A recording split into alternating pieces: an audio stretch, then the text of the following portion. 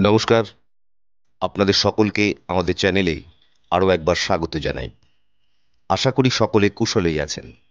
বন্ধুরা, ভারতীয় সংস্কৃতি অনুসারে পিতামাতা ও বাড়ির বয়স্ক ব্যক্তিদের পা স্পর্শ করে প্রণাম করা উচিত। অথচ কেউ কেউ তাদের পিতামাতাকে প্রণাম করতে বা তাদের পা স্পর্শ করে প্রণাম করতে লজ্জাবোধ করেন। আমাদের ভুলে যাওয়া উচিত নয় যে মা আমাদের জন্য দিনে কয়েকবার মাথা নত করে। ছোটবেলায় বাইরে খেলার সময় প্রতিবেশীর সম্পত্তির কোনো ক্ষতি হলে প্রতিবেশীর অপমানও বাবা মা নম্রভাবে সহ্য করেন আমাদেরই জন্য।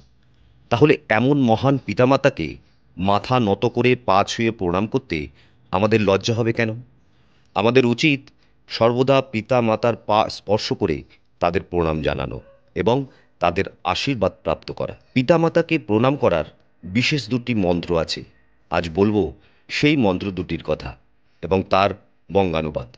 তাই ভিডিওটি সম্পূর্ণ না দেখে কেউ কোথাও যাবেন না। ভিডিওটি ভালো লাগলে অবশ্যই একটা লাইক করবেন। এখনও যারা চ্যানেলটি সাবস্ক্রাইব করেননি, দয়া করে চ্যানেলটি সাবস্ক্রাইব করে বেল আইকনটা প্রেস করে রাখুন, যাতে এই ধরনের নতুন নতুন ভিডিও সবার আগে পৌঁছে যেতে পারে আপনার কাছে। তাহলে চলুন শুনে নেওয়া যাক পিতৃমাতৃ প্রণাম মন্ত্র। মন্ত্র দুটি মনে রাখার জন্য যদি লিখে নিতে চান, তাহলে খাতা পেন নিয়ে তৈরি থাকতে পারেন।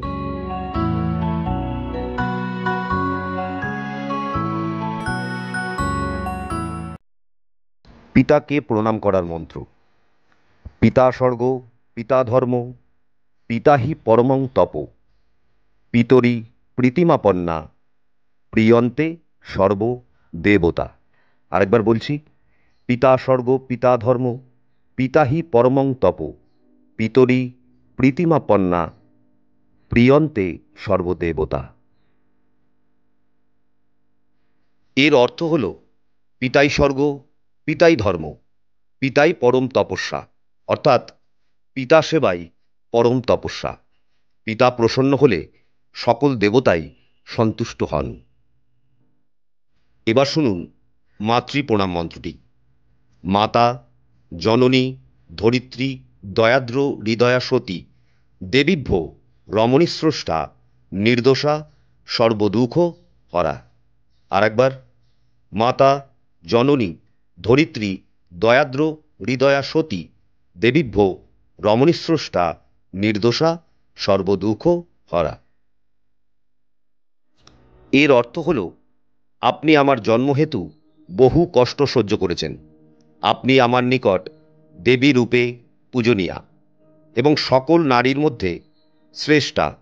তাই হে মাতা, আপনাকে প্রণাম জানাই। এই মন্ত্র পাঠ করে পিতা ও মাতাকে প্রণাম জানালে অতি সহজেই তাদের আশীর্বাদ প্রাপ্ত করা সম্ভব হয়। বন্ধুরা, আজ তাহলে এখানেই শেষ করছি। দেখা হবে পরবর্তী ভিডিওতে। ততক্ষণ সুস্থ থাকুন, সঙ্গে থাকুন। নমস্কার।